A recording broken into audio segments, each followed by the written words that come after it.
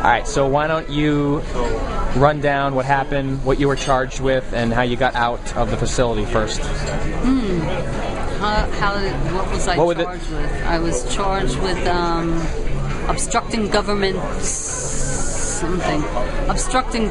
procedures, I believe, and public processes for blocking a toll booth, and I believe resisting arrest.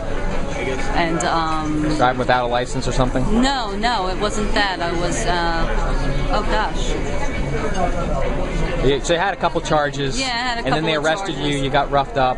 Yeah. And for which these things are still pending. And then when you went from what happened when you were in jail and you were transferred to a mental research center? Yeah, well, they had me for 14 days until I spoke to you. Right.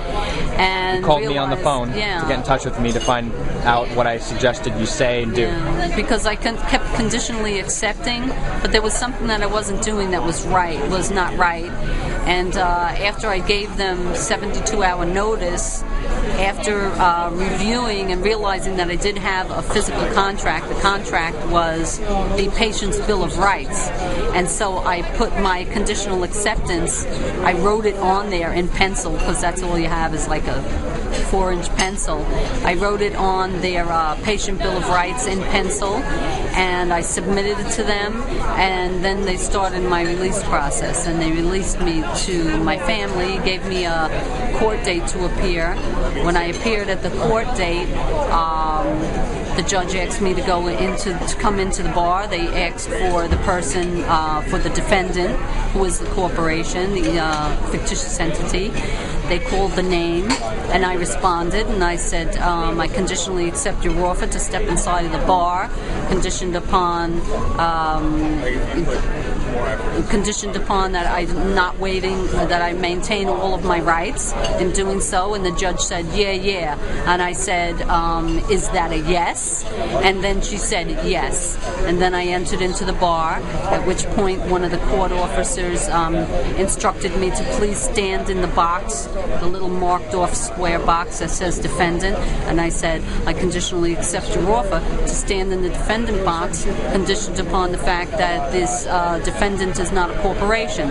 And so, of course, I did not stand in the box. And then the judge started to ask me, are you aware of on such and such a day, and blah, blah, blah. And I said, well, I conditionally accept your offer. I kind of cut her off because she was going on and on about all of the charges, and I cut her off because the papers that I had submitted to the court, which are according to the 10 Commandments of court procedures, the last one in is the last one out, and so my documents were on top, and so they couldn't discuss any of the cases as to why I was there in the first place.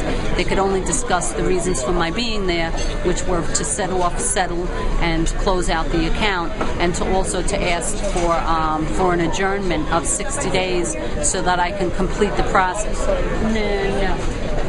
So that I can complete my the administrative record, which was done through the mail, the settle process that was done through the mail.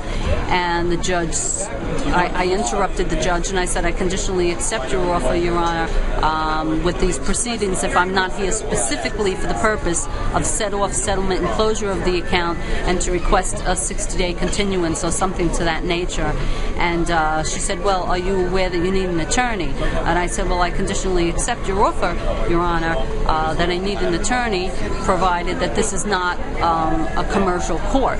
And she said, well, this is a criminal court. And so I made a mistake in allowing her to do that, and she told me to be back with an attorney, at which time I showed up, and again, I did not have an attorney, but when they asked me, are you here for so-and-so, I said, I'm here as the principal and the paramount security interest holder on all matters concerning my corporation.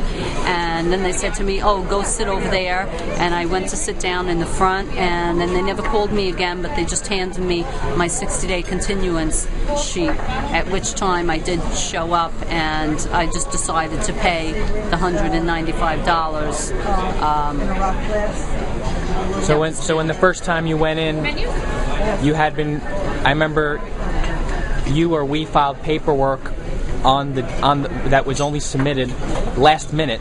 Yeah, last minute, like 5 minutes before. 5 minutes before we got there, and then we're requesting 60 days time to finish the paperwork to set off the case, and you had gotten it, and you went in there and you basically just repeated a mantra.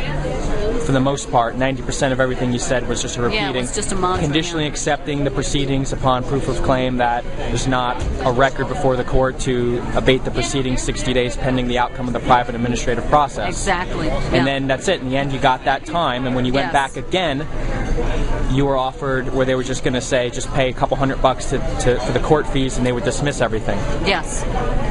Okay. And that's exactly what happened. Okay. So would you suggest with people to look into private administrative processes and seeing that this stuff does work and that it is certainly an option that you know from experience, if it's done correctly and you have someone who's mentoring you, it'll work and you can have your remedy, right? Yes, most definitely.